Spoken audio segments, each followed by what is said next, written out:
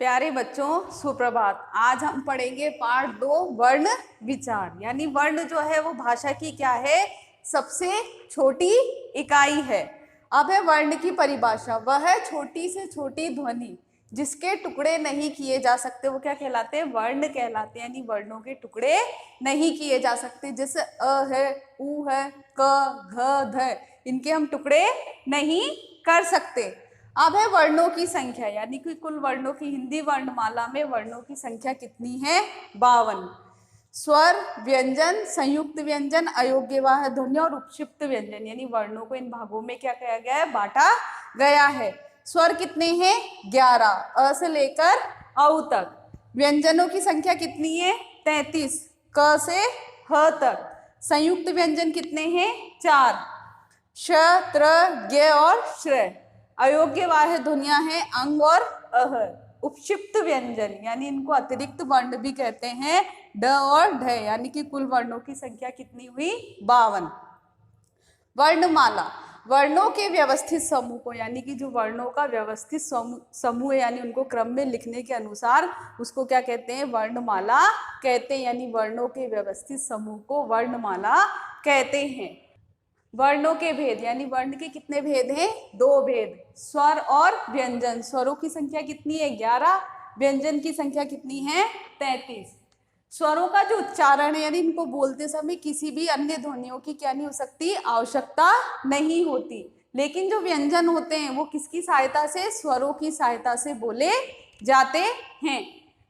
अब है स्वर, जिन वर्णों का उच्चारण स्वतंत्र रूप से किया जाता है और इनके उच्चारण में वायु बिना किसी रुकावट के मुख से क्या निकलती है, बाहर निकलती है। यानी कि जो स्वर है वो स्वतंत्र रूप से बोले जाते हैं, उनको बोलने के लिए किसी भी ध्वनि की क्या नहीं होती, आवश्यकता नहीं होती। और उनको बोलते समय जो मुख से वायु निकलती है वो बिना किसी रुकावट के मुख से बाहर निकलती है।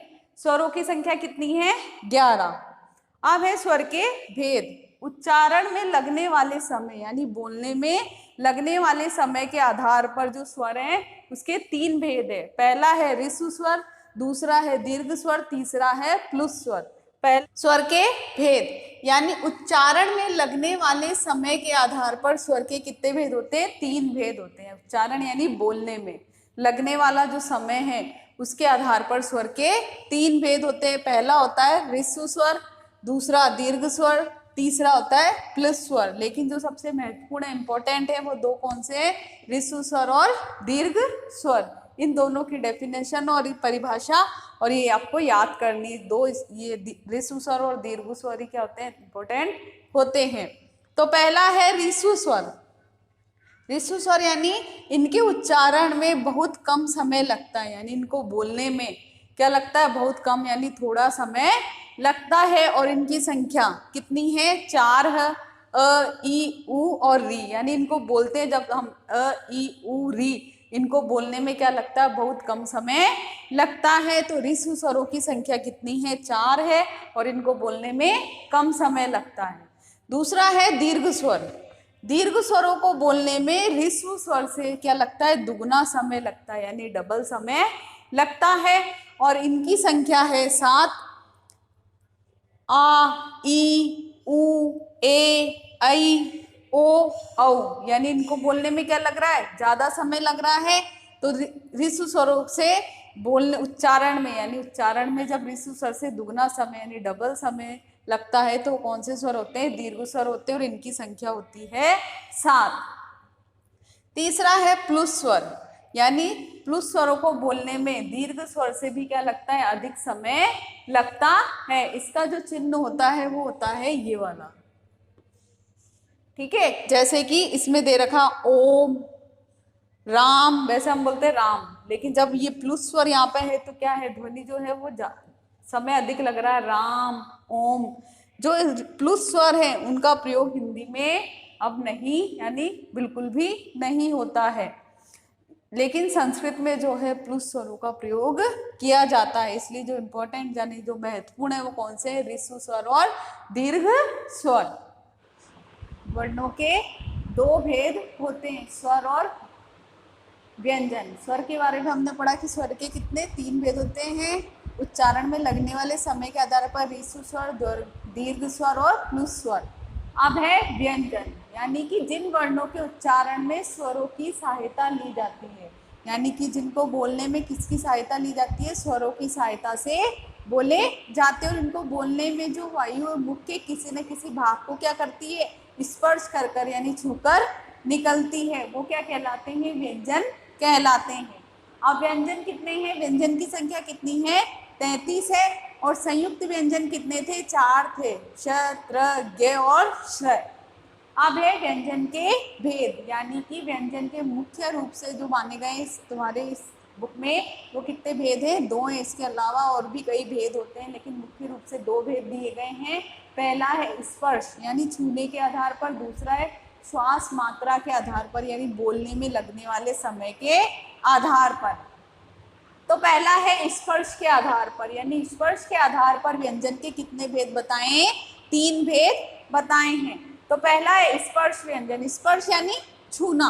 तो इसमें बताया कि जिन व्यंजनों का उच्चारण करते समय जीभ मुख के विभिन्न भागों को स्पर्श करती है, यानी कि स्पर्श व्यंजन में क्या है कि इन व्यंजनों का उच्चारण करते समय जो जीभ है मुख के विभिन्न भागों को क्या करती है, स्पर्श करती है। जैसे कंठ, तालु, मूर्धा, दंत, ओष्ठ यानी गले को, कंठ को, दांत को, ओष्ठ को यानी होठ को, इन भागों को क्या करती, स्पर्श कर कर निकलती है। तो वो कौन से व्यंजन कहलाते हैं, स्पर्श व्यंजन। इनकी संख्या कितनी है, 25 है, यानी क से लेकर म तक के जो व्यंजन है वो कौन से व्यंजन कहलाएंगे, स्पर्श व्यंजन कहलाएंगे। इनकी संख्या कितनी है, 25 है। दूसरा भेद है अंतःस्थ व्यंजन। अंतःस्थ व्यंजन में क्या होता है, दूसरा भेद है अंतःस्थ व्यंजन, यानी इनकी संख्या कितनी होती है, 4। इन व्यंजनों के उच्चारण में वायु मुख के किसी भाग को पूरी तरह स्पर्श नहीं करती, यानी कि बोलते समय जो वायु, जो हम बोलते हैं तब वायु निकलती है, मुख के किसी भी भाग को पूरी तरह से स्पर्श नहीं करती है। इनकी संख्या कितनी है, 4 है। य, र, ल, व, जब हम बोलते य, र, ल, व तो मुख के किसी भी भाग को पूरी तरह से क्या, जो जीभ है वो पूरी तरह से स्पर्श नहीं करती, इसलिए कौन से व्यंजन कहलाते हैं, अंतःस्थ व्यंजन कहलाते हैं। तीसरा है ऊष्म व्यंजन। इनकी संख्या भी कितनी होती है, 4 होती है। इनके उच्चारण में यानी कि वायु जो है मुख के विभिन्न भागों में रगड़ खाकर ऊष्मा पैदा करती है। ऊष्म व्यंजन, ऊष्म का अर्थ होता है गर्म, यानी इनको बोलते समय जो वायु है जब मुख के विभिन्न भागों में क्या रगड़ खाकर ऊष्मा पैदा करती है यानी गर्मी पैदा करती है, तो वो कौन से व्यंजन कहलाते हैं, ऊष्म व्यंजन कहलाते हैं। ये भी 4 है, श, श, स और ह, यानी कि इनकी संख्या भी कितनी है, 4 है। जैसे स्पर्श व्यंजन कितने हैं, 25, अंतःस्थ व्यंजन कितने हैं, 4, ऊष्म व्यंजन कितने हैं, 4 हैं। इस प्रकार ये था स्पर्श के आधार पर व्यंजन के भेद।